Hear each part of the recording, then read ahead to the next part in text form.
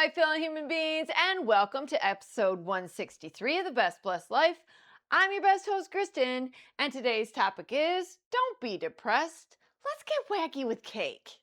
Before we get started, I want to thank you all for watching. Please continue to watch, comment, share, like, subscribe, ring that bell, and please pass them on to anyone you think they would help. With that being said, here's our list of things to do today.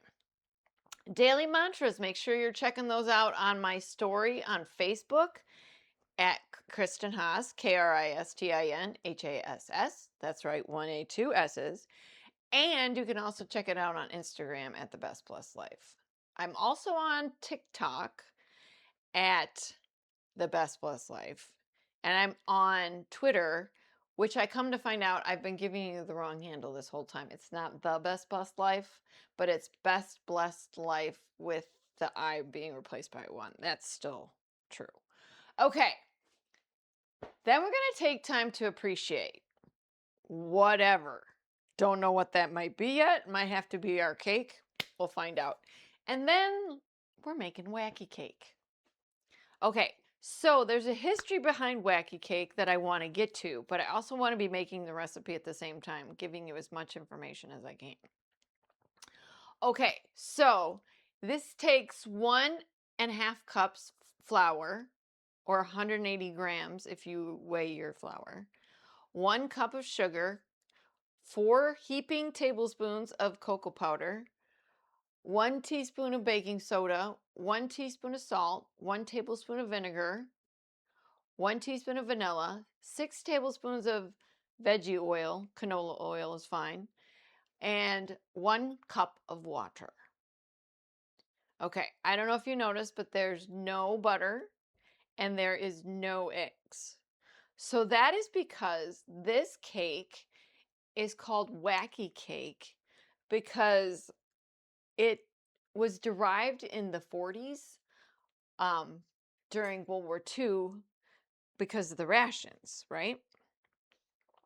So I'm getting my history of wacky cake. I'm having a hard time saying K's and Q's. I'm getting from a website called Quaint Cooking. It's for the love of the vintage kitchen. That's what her little spiel is about. So she was tracing it back to the 60s originally, and then she found something that took it a little bit further back. And then finally, let's see. I got to figure out where this next part starts. Okay, so then she found an article in 1985. A reader wrote in about a cake saying that it was at least from the 50s. So they had taken it back that far. And then she came across an article by Mary Moore in a newspaper column. In the 1958 article, a reader writes in asking for a recipe she saw printed a few years ago called Wacky Cake. Mary Moore answered that a few years ago was March 3rd, 1940, and that she guesses that we can afford to repeat it. Now, we know that it was around 1940, but still not who. I don't know that we need to know exactly who. It was most likely created by an anonymous food economist at the time for this purpose. Other names for the cake besides wacky are cockeyed or crazy or wonder cake. So the ingredients I read to you is just part of the wackiness, because the rest of it is we get to mix it and bake it all in the same pan. So I'm going to bring my little broken, oh, you know what I forgot to do? Preheat. We'll probably be done making it before it even gets hot enough. All right. So this is made for an 8x8 baking dish. Now, they called for glass or ceramic. And I'm guessing it's because when you're stirring it, you're going to get it all mixed up. And you're not greasing this pan. It is not to be greased. Okay. I'm just trying to take this cutting board out of here. Save us some. So, if you think about it, I'm trying to get the rest of this little bit. So we get to mix it all in here. And then, yeah, it stays in here. Aren't you excited? It was popular for two likely reasons. Let's face it, the ease of making these recipes was probably really appealing. And then anyone who has made a cake knows that while it is not hard, does have a certain set of steps that need to be followed. Okay. So, many ingredients used to make traditional cakes were rationed because of the war. So, such things as butter, milk, sugar, and eggs were rationed during and even for a time after the war. Therefore, many homemakers on the home front had to find creative ways to make family favorites. This cake, not needing eggs, butter, or milk, made it quite a favorite in a time sacrifice. Then it got a resurgence in the 60s and 70s. And I thought, the price of groceries now, let's try and make it as simple as possible. Granted, it does have sugar, which was one of the rationed things, but I wonder if this was a little bit more easy to get a hold of than, say, the butter, eggs, and milk. Because I thought sugar was rationed as well. Okay, so the steps are as follows. Thank you for your wisdom, quaint cooking. Okay, so this is my 8x8, I think, ish. And we're going to mix the dry ingredients right in here. So, ungreased 8x8 glass or ceramic. Add your flour. This is our 1.5 cups or 180 grams if you so weigh. And then you're going to put the sugar. That is 1 cup. And then the cocoa, 4 heaping tablespoons, right? And then the baking soda. Baking soda, like Arm & Hammer, that kind, not baking powder. And then that was 1 teaspoon, and then 1 teaspoon of salt. Okay. And then the only utensils we have to use for this wacky cake is like we're eating it for dinner. The fork is I guess I got some cocoa on the outside. Sweet. All right. So basically what we're doing is we want to just get this all mixed until it's evenly distributed, right? And you can see kind of what I'm doing here. There we go. I wonder how well it would go over if it didn't have the chocolate in it. You know what I'm saying? Because, like, I would think cocoa would have been hard to get as well, but what do I know? Because I'm sure my daughter would like it not to be chocolate. But I said, let's give it a try. What the heck? Okay. Oh, nope. I'm still stirring up some cocoa from the bottom. I'm like 4 heaping. I don't know. I might have overdone the heaping part, but it doesn't look overly chocolatey. Yeah, we're still not quite evenly distributed. Okay. We're getting a lot closer. But I see why you use a fork. It does kind of help let the ingredients kind of slide through. So it's not so, looks like cocoa mix to drink. Okay. I think we got it good. Okay. See it? Okay, now the next thing is we're supposed to make 3 separate wells. I'm going to kind of evenly distribute it. Okay. So I'm going to put 1 here. Okay. 1 is for the vinegar. I don't know how deep we're supposed to make it. 1 is for the oil. You know, I kind of got a high point there. And then 1 is for the vanilla. What is fun? It's like almost like a science project. Or like you're making pasta. Okay. So, vinegar in 1. I'm going to put that one in here. And the vinegar is going to react with the um, baking soda to give you the rise that we're looking for, okay? And then we're going to put the vanilla over here in this other little hole. And then the last thing is the oil. I kind of gave it, and this is 6 tablespoons. It kind of overflowed. It didn't really stay in its hole. Okay. Doesn't really say like what to do with them. It says it each gets its own well to do their own thing. Then it says you don't even mix it at this point. Then it says add your water and mix well. I'm guessing still with my fork. It says pour water over entire surface of pan. Use fork to mix everything together until fully combined. No dry spots. And then it'll be a little bit thin. This is normal. Okay, I can already start to see the vinegar kind of foaming up over here.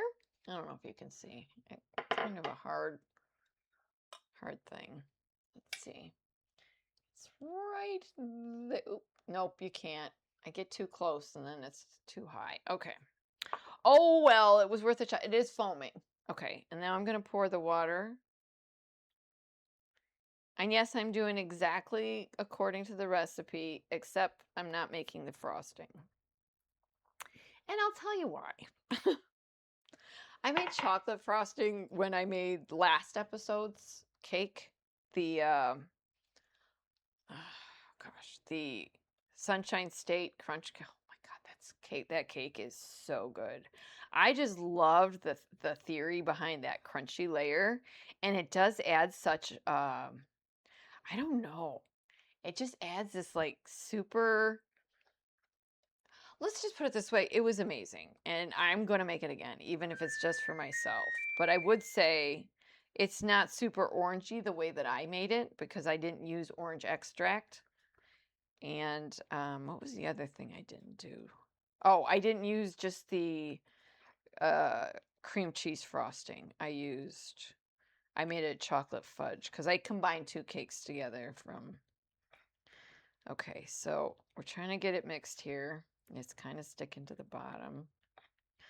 So, and I got oil on my fork, so I'm trying.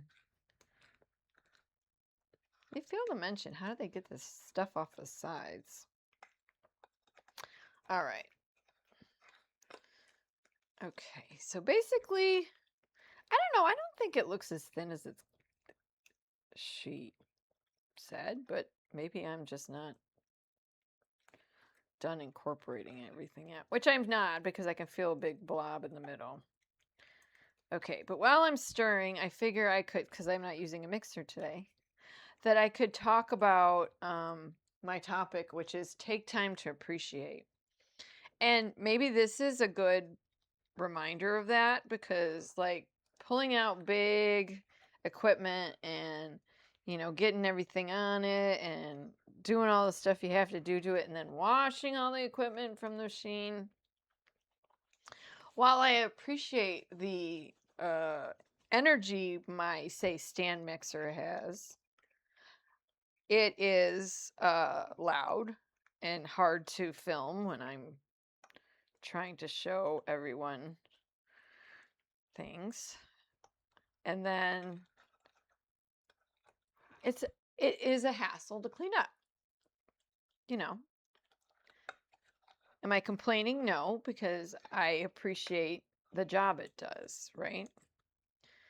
Okay, I also want to make sure I don't overmix this too, I'm going to guess, because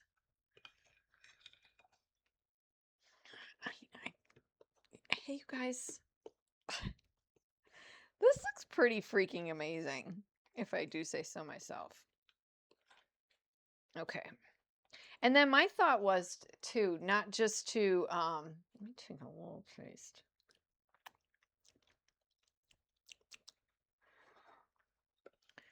It's not as cocoa-y as I thought. I think what I'll do once it comes out is I'll sprinkle some chocolate chips on the top. Yeah, I know they didn't have those back then, but that's okay. We can zhuzh it up any way we like. The other thing I was going to do is instead of doing a frosting was to do like a pie filling. I have a strawberry pie filling that I think would be like a chocolate covered strawberry type deal. It almost gives like a brownie vibe. Yeah. Even in taste, it almost had more of a brownie vibe. I am going to wipe around the sides just to see if that helps, you know, prevent it from burning while it's cooking. Okay, I just want to get like the good chunk of the, okay, I can wipe that off too. I got cocoa on the handles. All right. And then this goes into a 350-degree oven, which we're at now, for, I think, 26 to 30 minutes. And it's supposed to come out super moist. We're supposed to let it cool to room temperature if you're going to frost it. But I am not. I'm going to, like I just said, I told you what I was doing. Okay. But then I also want to talk to you about taking time to appreciate and how that is a correlation between our challenge, which is use your powers of observation, and then use those powers of observation to appreciate what you truly see. Because last week we were taking time to really see. And now this week we're taking time to really appreciate what we've witnessed. Hopefully. All right, let me get this in the oven. Okay, it's not as thin as she made it sound. I mean, I consider it pretty thick. I'm very excited. Ah, there's a cookie sheet in there. Hold on one moment. I didn't put it in there, so I didn't know it was in there. All right. Let's just put this guy up here. All right. Here we go. Okay. So, yeah, I'm going to melt some chocolate chips on the top, I think, and then I'm going to use like a strawberry pie filling. Maybe we'll do that as we go so it doesn't get too wet. I don't know how that will work, but we'll see. Anywho, so that's what I think about when I talk about I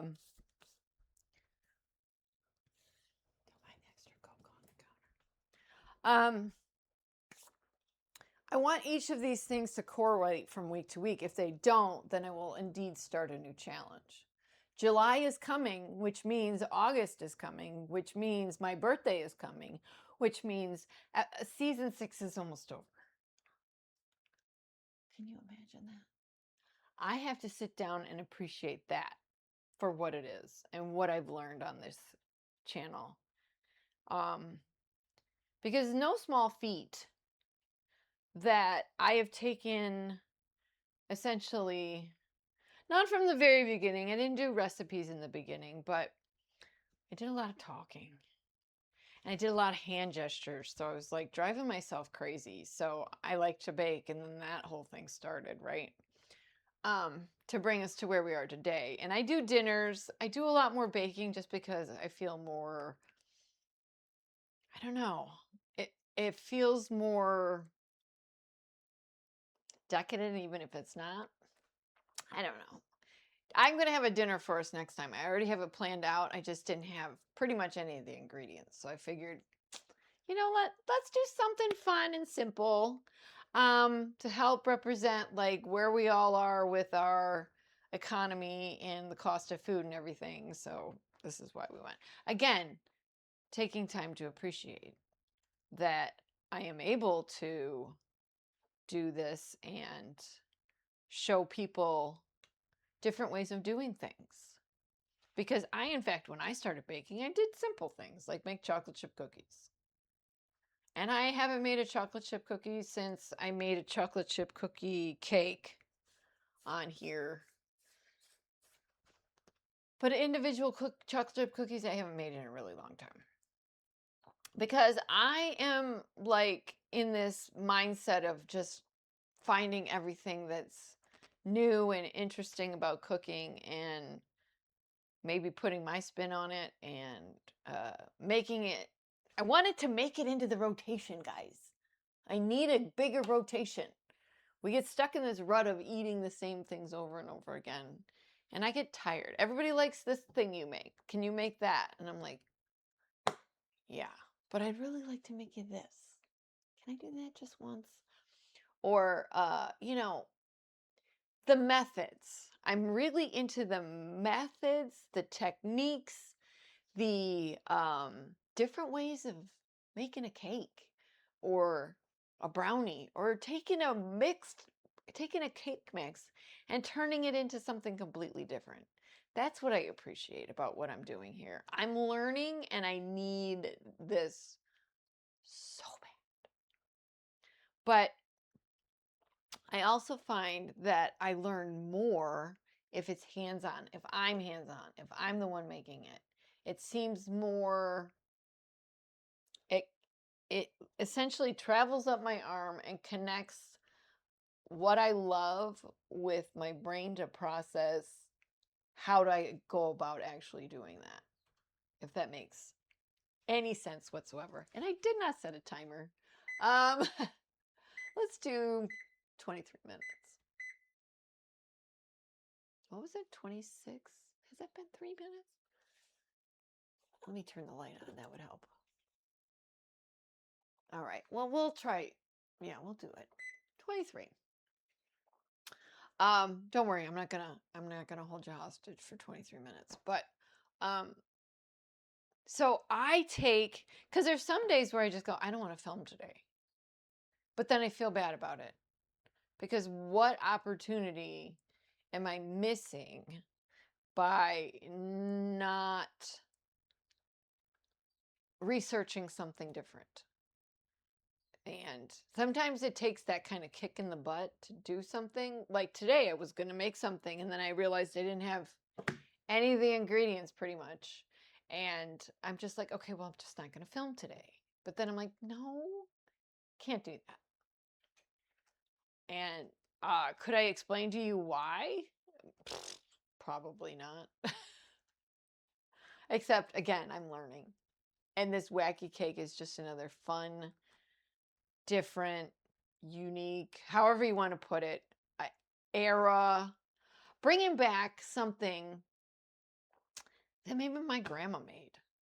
My grandmas could have made something like this back in the day. So it's just like this, it puts my fingers in touch with history, I guess is the best way to put it. Take with that what you will. All right. But again, it all comes down to appreciating, you know, they didn't have anything at all, really. And bringing us back here and making it when those things are still like not ration, but ridiculously priced. And a lot of people consider it I can't afford that. I can't afford eggs. But you can afford vegetable oil, I think, pretty much. Isn't too crazy. And the vanilla is a little high. I wonder if you would need vanilla. I'm trying to think of ways you could, I think flour and sugar wouldn't be too crazy, and cocoa powder might be. I don't know.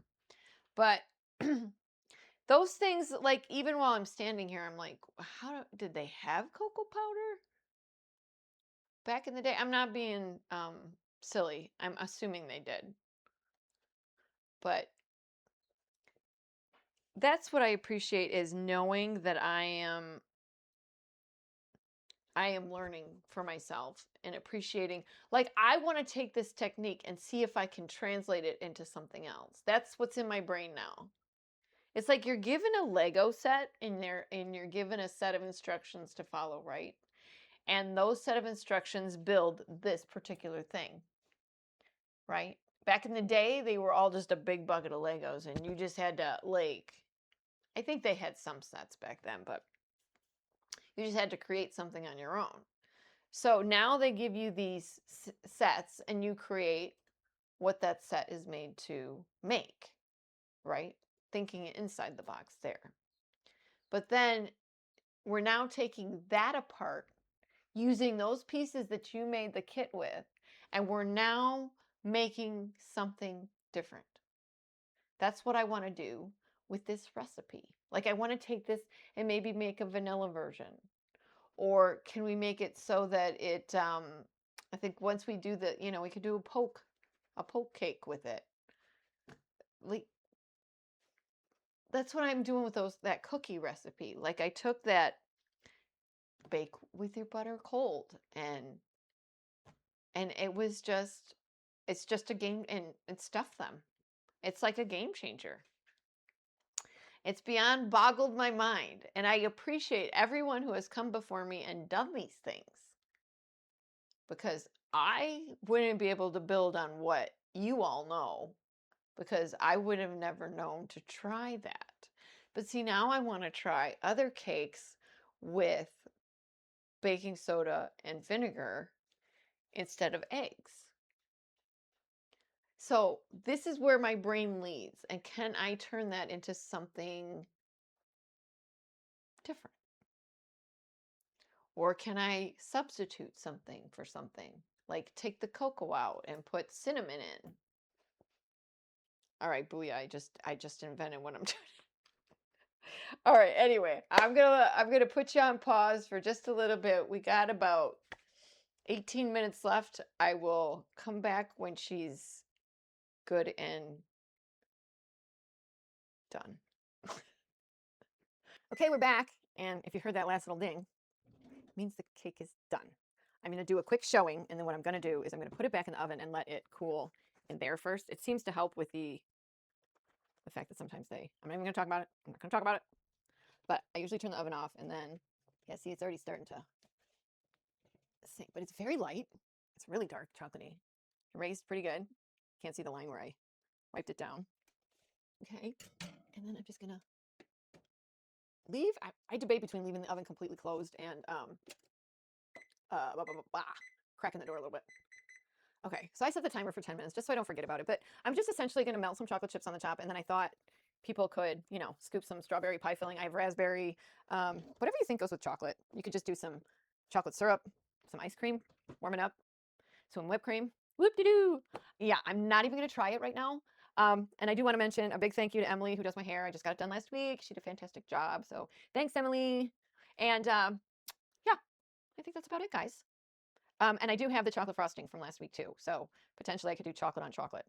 But I'm also thinking if it sinks that I could do a poke cake with it, since I talked about it, and do some sweetened condensed milk on top, and the strawberries and such like that there. Some whipped cream. Sounds good, right? It's so versatile and so easy to do. It was a fun day. Fun was had by all. And I hope I'm able to explain what I meant by appreciating. And I know sometimes you just can't. And that's okay too. Make sure you're taking care of yourself and go from there. There we go. Bada bing, bada boom. Okay. Well, thanks, guys. I think all I have left to say is, yeah. Thanks for watching. I appreciate you all. The support is awesome. Keep watching. Keep learning with me. I'm having a great time. I'll just keep getting better and better. I'm going to warn you now. Okay. I hope you have a good day. Go do great things. Be your best self. And please live your best blessed life. Thanks for watching.